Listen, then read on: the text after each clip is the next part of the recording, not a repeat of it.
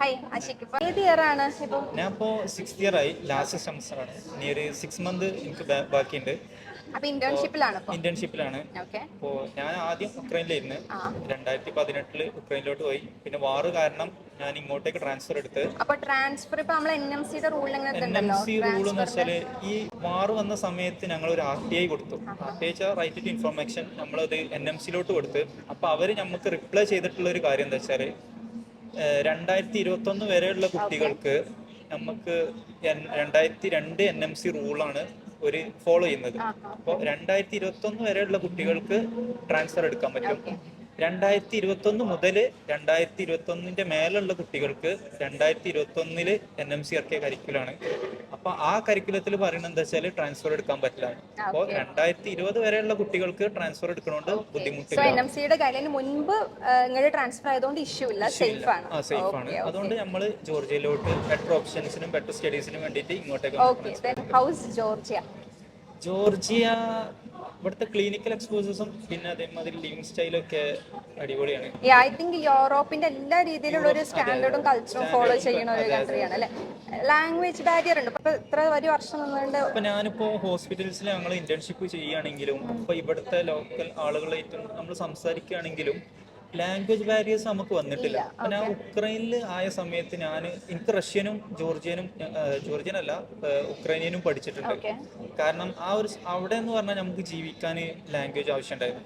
കാരണം വെച്ചാൽ അവിടുത്തെ കുറെ ആളുകൾക്ക് ലാംഗ്വേജ് അങ്ങനെ അറിയില്ല, ഇംഗ്ലീഷ് അറിയില്ല. അപ്പോൾ അവിടുത്തെ ലാംഗ്വേജ് നമ്മൾ പഠിക്കണം.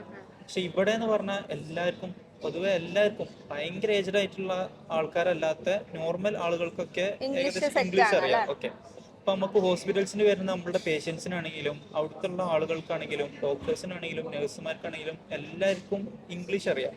അതുകൊണ്ട് ജോർജിയൻ ലാംഗ്വേജ് എനിക്ക് അത്ര കണ്ട് പഠിക്കേണ്ട ഒരു ആവശ്യം വന്നിട്ടില്ല. കാരണം എനിക്ക് ഇവിടെ ഇംഗ്ലീഷ് പൊതുവെ എല്ലാവരും ഇംഗ്ലീഷ് തന്നെയാണ് ഫോളോ ചെയ്യുന്നതും കാര്യങ്ങളും. കാരണം ഇവിടെ ലാംഗ്വേജ് ബാരിയേഴ്സ് നമുക്ക് വല്ലാണ്ട് വന്നിട്ടില്ല.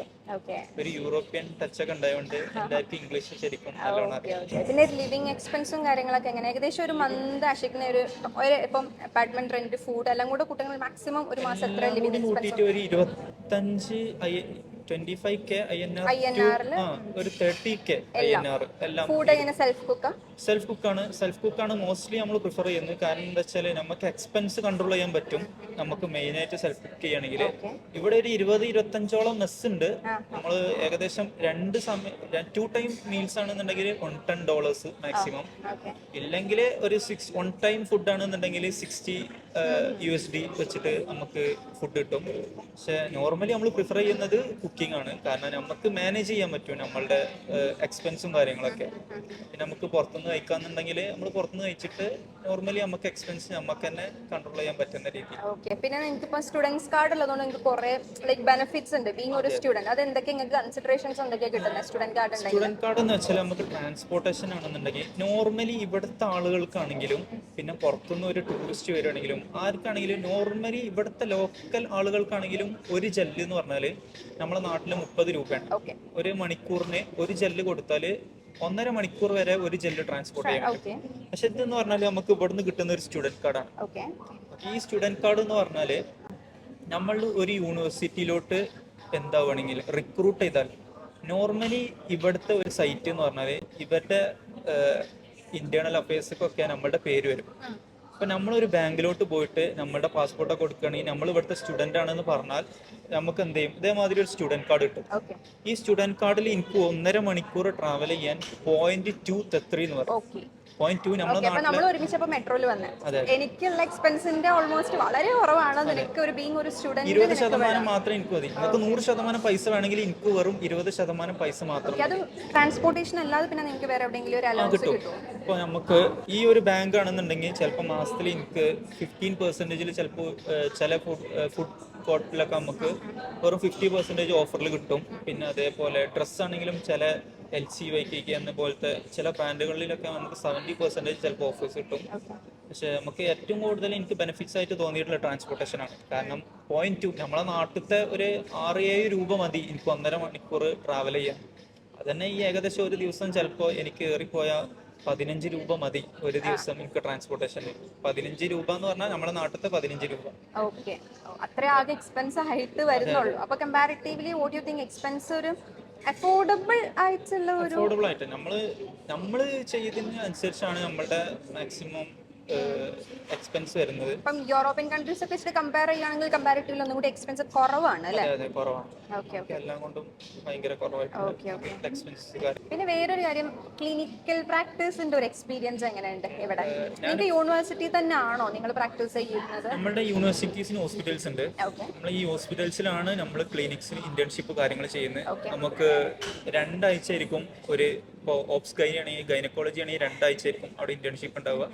ന്യൂറോ ആണെങ്കിലും പിന്നെ അതേമാതിരി ഇന്റേണൽ മെഡിസിൻ ആണെങ്കിലും 2 ആഴ്ച ആയിരിക്കും ഇന്റേണൽ റൊട്ടേഷൻസ് ഉണ്ടാവുക. ഓക്കെ അപ്പോൾ ക്ലിനിക്കൽ എക്സ്പോസേഴ്സ് ഇവിടെ നല്ലതാണ്. കാരണം എന്താ വെച്ചാൽ ഞാൻ പണ്ട് ഉക്രൈനിലായിരുന്നു. എനിക്ക് അവിടെ എന്ന് വെച്ചാൽ ഇത്ര വലിയ ക്ലിനിക്കൽ എക്സ്പോസേഴ്സ് കിട്ടിയില്ല. പക്ഷെ ഇവിടെ എന്ന് പറഞ്ഞാൽ ക്ലിനിക്കൽ എക്സ്പോസേഴ്സ് നല്ലോണം കിട്ടുന്നുണ്ട്. ഓക്കെ ഡോക്ടേഴ്സ് ആണെങ്കിലും പിന്നെ ഇവിടുത്തെ ആളുകളാണെങ്കിലും നമുക്ക് ലാംഗ്വേജ് ബാരിയർ ഇല്ലാത്തതുകൊണ്ട് നമുക്ക് നല്ല രീതിയിൽ ക്ലിനിക്കൽ സപ്പോർട്ട് ചെയ്യും. അവിടെ എങ്ങനെ നിങ്ങൾ എങ്ങനെ ഡോക്ടേഴ്സിനെ സപ്പോർട്ട് ചെയ്യുന്നത് ഏത് രീതിയിൽ? നിങ്ങൾക്ക് എന്താണ് പ്രാക്ടീസ് ചെയ്യാൻ തരും? എങ്ങനെ നമുക്ക് പേഷ്യൻസിന് വന്നാല് ഡോക്ടേഴ്സിന് നമ്മളെ ഏൽപ്പിക്കും. ഓക്കെ കാര്യങ്ങളൊക്കെ നമുക്ക് എന്തെങ്കിലും ഡൗട്ട് ഉണ്ടെങ്കിൽ ഡോക്ടേഴ്സിനോട് ചോദിച്ചാൽ ഡോക്ടേഴ്സ് പറഞ്ഞുതരും.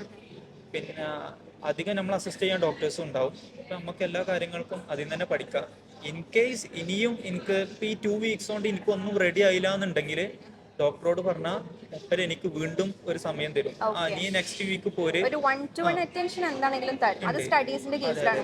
ഡോക്ടേഴ്സ് ഞാൻ കേട്ടിട്ടുണ്ടായിരുന്നു നിങ്ങളുടെ ഷെഡ്യൂൾ നിങ്ങൾ തന്നെ സെലക്ട് ചെയ്യണം, ഫുൾ ഡേ ക്ലാസ് ഒന്നും ഇല്ല, അങ്ങനത്തെ കാര്യം. അതെങ്ങനെയാണ്?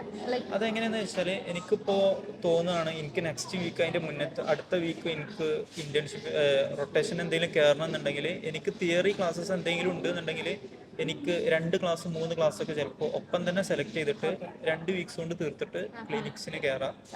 നമുക്ക് ഇവിടെ എന്ന് വെച്ചാൽ നമ്മളുടെ യൂണിവേഴ്സിറ്റീസ് നമ്മൾക്ക് നല്ല കെയറും പിന്നെ നമ്മൾക്ക് സ്ട്രെസ് കുറച്ചിട്ട് പഠിക്കാൻ പറ്റുന്ന രീതിയിലാണ് അവരെല്ലാം നമുക്ക് ചെയ്തു തരുന്നത്. അതുകൊണ്ട് നമുക്ക് തന്നെ സെലക്ട് ചെയ്യാം എപ്പോഴൊക്കെ നമുക്ക് ക്ലാസ് ഏതൊക്കെ സമയത്ത്, രാവിലെ വേണോ ഉച്ചക്ക് വേണോ വൈകുന്നേരം വേണോ എങ്ങനെയൊക്കെ വേണ്ടി വെച്ചാൽ നമുക്ക് മാക്സിമം 15 അത്രേ ഉണ്ടാവുള്ളൂ. ഉണ്ടാവും. മാക്സിമം 15 പേരെ ഒരു എടുക്കുള്ളൂ. അതിന്റെ മേലോട്ട് സെമിനാർസ് ഉണ്ടാവും. പിന്നെ 2 ദിവസം 3 ദിവസം ചിലപ്പോൾ നമുക്ക് തന്നെ ഒരു പ്രൊജക്ട് തരും. നമ്മൾ തന്നെ അത് പ്രസന്റ് ചെയ്യുന്ന രീതിയിലും നമ്മൾ കാണിക്കേണ്ടി വരും. പിന്നെ കേസ് സ്റ്റഡീസ് ഉണ്ട്. കേസ് റിപ്പോർട്ട് നമ്മൾ ചെയ്യേണ്ടി വരും. നമുക്ക് ഒരു പേഷ്യന്റിനെ തന്നിട്ട് ആ പേഷ്യന്റിന് എന്താണ് അസുഖം നോക്കിയിട്ട് ചിലപ്പോൾ നമ്മൾ അതിനൊരു കേസ് റിപ്പോർട്ട് ഉണ്ടാക്കിയിട്ട് ഡോക്ടറിന് സബ്മിറ്റ് ചെയ്യേണ്ടി വരും. ഇങ്ങനത്തെ കാര്യങ്ങളൊക്കെ ഇവിടുത്തെ ഒരു ക്വാളിറ്റി ഓഫ് എഡ്യൂക്കേഷൻ എന്താ തോന്നുന്നത്? ഇവിടെ നമ്മൾ പഠിപ്പിക്കുന്ന ഡോക്ടേഴ്സ് ആണെങ്കിലും എല്ലാം PhD-യും USMLയും പാസ്സായ കുറെ പേരുണ്ട്. ആ ഒരു കാര്യം കൊണ്ട് അവർക്ക് കിട്ടിയ എക്സ്പോസേഴ്സും കാര്യങ്ങളൊക്കെ അവർ നമുക്ക് പഠിപ്പിച്ചു തരുന്നുണ്ട്. കാരണം ഈ ഡോക്ടേഴ്സ് നല്ല കോപ്പറേറ്റീവ് ആണ് ഇവിടെ. അതുകൊണ്ട് ആ കാര്യങ്ങൾക്കൊക്കെ നമുക്കിവിടെ ഉഷാറായിട്ട് കിട്ടുന്നുണ്ട്. ഇനിയിപ്പോ MBBS അബ്രോഡിൽ സ്പെഷ്യലി ഇപ്പൊ ജോർജിയയിൽ MBBS എടുത്ത് വരാൻ താല്പര്യമുള്ള ഒരു കുട്ടിയാണെങ്കിൽ ആഷിക്കിന്റെ രീതിയിൽ അവർക്ക് കൊടുക്കാൻ പറ്റിയ ഒരു അഡ്വൈസ് എന്താണ്?